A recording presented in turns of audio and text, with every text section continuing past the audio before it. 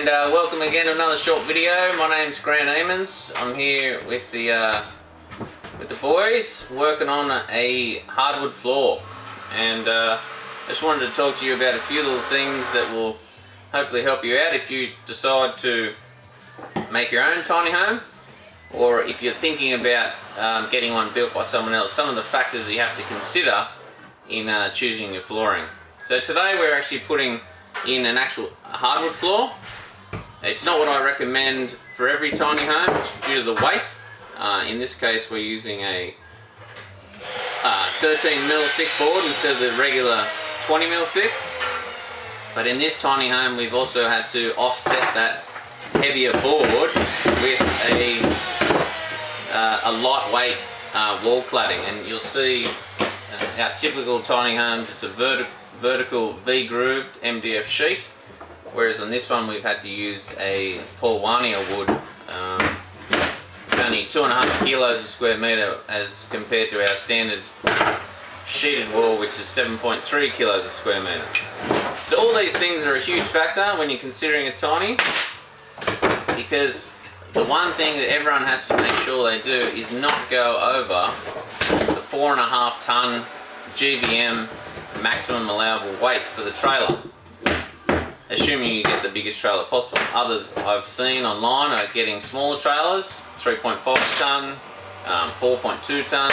There's all sorts of weights that you can go for, but we here at the tiny homes we build, we always go the bigger 4.5 tonne rating. You'll be quite surprised how quickly you can add up the weight. Now if you spend all your money and in the end you take it to the weigh bridge and you're overweight, that's a really big problem. So you really have to do a lot of calculations before you start, and consider what you're going to put in your tiny home. I'll show you a few of the details here on the timber floor as the guys put the floor down.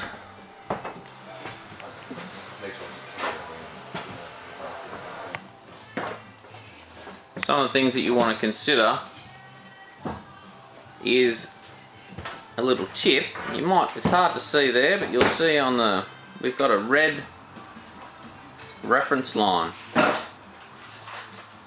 So if you're looking to do your own tiny home, put your own timber floor in, or any flooring for that matter, definitely put in a reference line, and from that you work out the spacing. You don't want to end up with having a half finished board, a small piece of board at the doorway or in front of the shower or up against the kickboard. You always want to have the largest piece of board. It obviously prevents splintering, and it's just a nice feature to look out for.